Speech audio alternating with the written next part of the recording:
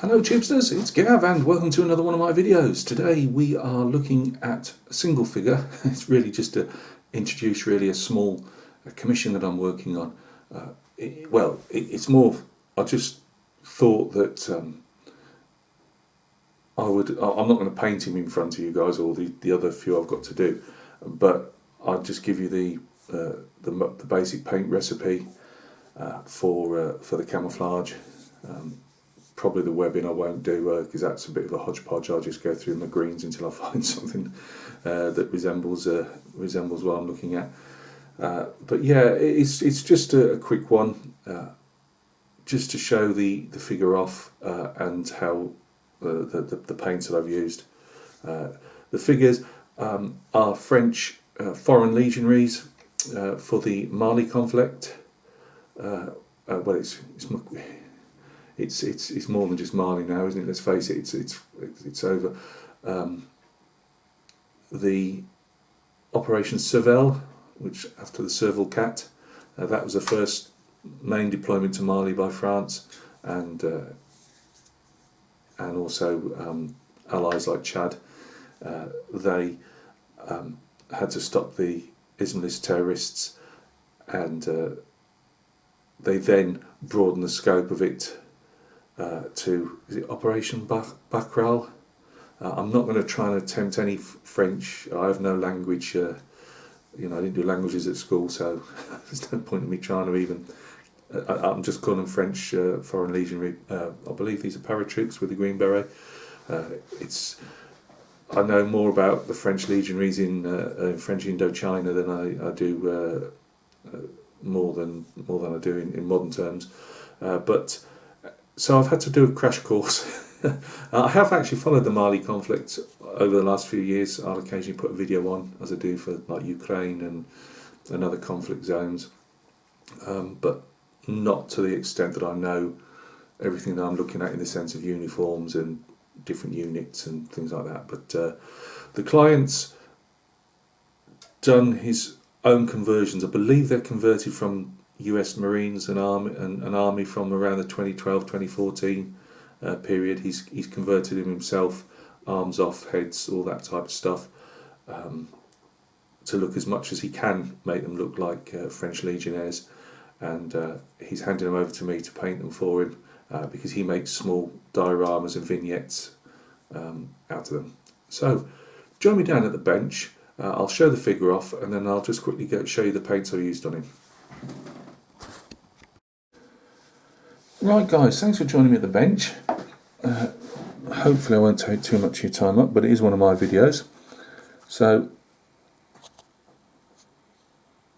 this is our completed figure. The client's going to be obviously putting them into a vignette, and he's just asked me to like weather up the base a bit, so just put some sand and a few rocks. I have little mixes, as most of us do.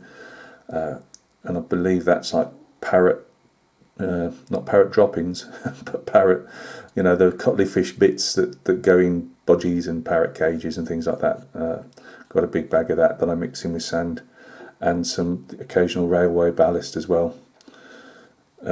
So this is our guy. There's not a lot. I think these are Empress miniatures originally, different obviously arms and rifles and whatever. I originally painted him completely clean, so the rifle was let's just have have we got something. Let's get this guy, this American one for my own stuff. So rifle would have been roughly looking like that Thompson, but the client then asked me would I be able to, because he liked the weathering I did on the Vietnam figures, he asked me to weather these up. Now the problem is, I'll get another Vietnam figure here because I was explaining to him. Right, let's get this guy down and put some. There we go. So we see. Right, this is United States Marine Corps for the Battle of Hue.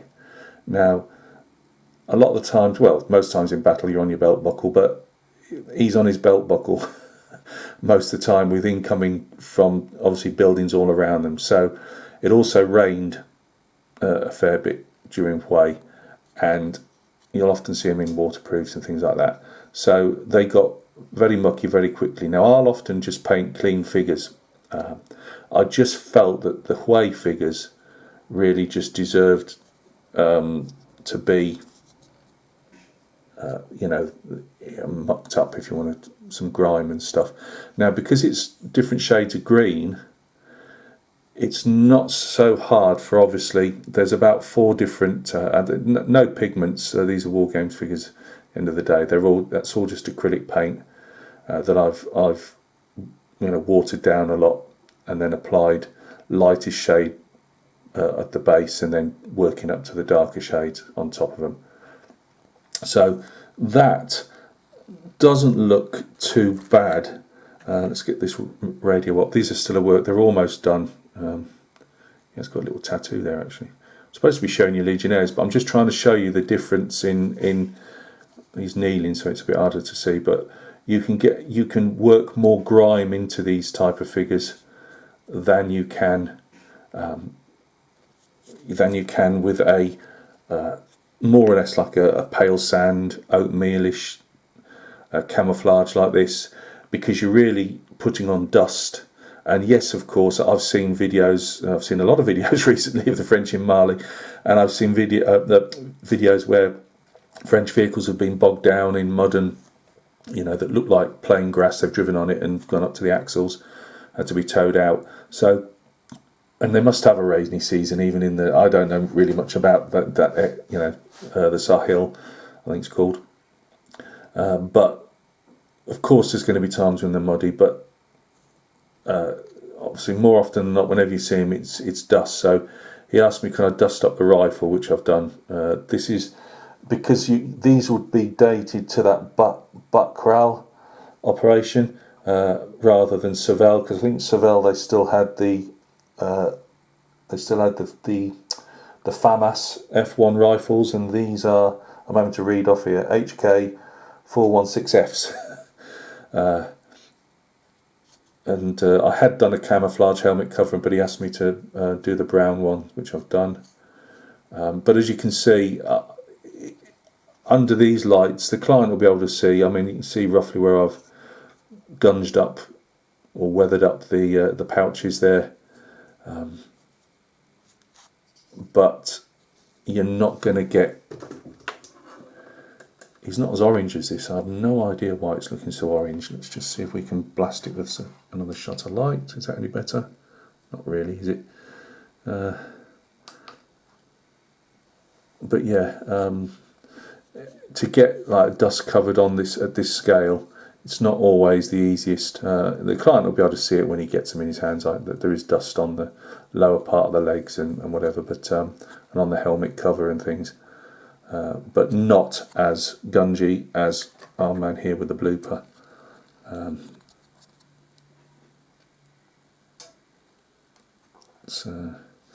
Right, so that's our figure. He's done some very nice conversions. I can't remember them all because I've since primed them, obviously. But different arms and heads and whatever. I've no idea, to be honest with you. They were all stuck and ready to go when I got them. But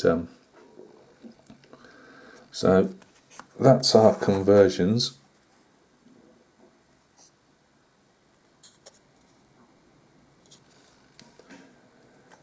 As he said, he's no expert on the uniforms. He's gone as far as he can go with them, as in the conversions, and obviously I just paint them as well as I can paint them. And as a collective effort, hopefully they'll look all right when they go on his dioramas. So that's if you want to know quickly how to put him there. There we go. If you want to know quickly to do that. We're looking at a base coat, which is all these guys have got on at the moment. So 2 coats of dark sand. Now it's up to you whether you put these are on. Obviously a grey primer. It's entirely up to you. You know, I know people will reach for the all the inks and the washes to try and speed it up. But this is just how I do it. Two base colours of dark sand. Then 2/3 Iraqi sand and a third pale sand, and that'll just be your basic highlight, and then I just touch them up. Now I then dilute this even more, so don't put it on absolutely too thick because it'll be quite stark. It will darken down, but I water it down a bit more, and I then do another highlight of pale sand. I don't go over the top at this scale with camouflage highlights, because by the time you put your other colours on and some grime on, you won't see it so much. So they're Vallejo. The green, which you can just about see, as I say, I've altered colours now because I put some grime on them and that, but I'm trying to find it. It's a very pale green even in real life, so don't go over the top. I tried a couple of colours. It's that one there. This is a lovely colour, this British Light Mud it's called, and this is AK. I've bought a few of theirs in the last couple of months. I really like the paint, it's very nice. I've got no affiliation to AK or any of the others. They don't even know I exist. But I do like that colour. It's good for what it says, mud, but it's a very nice colour for other things as well. So you might have some of that in your armoury. Or, as I've said before to you guys, don't get sucked in by whatever a paint pot says. This is their AFV range. They do within this next generation. They call it, what's it called, third generation. They have different. They have ones with more pigment in, so more like fantasy, and they'll all have a different colour. And obviously, it's got a tank on the front bit there. But don't, whenever you're painting figures, don't get drawn in by it has to be. Could get this one over here, Vallejo Panzer Aces.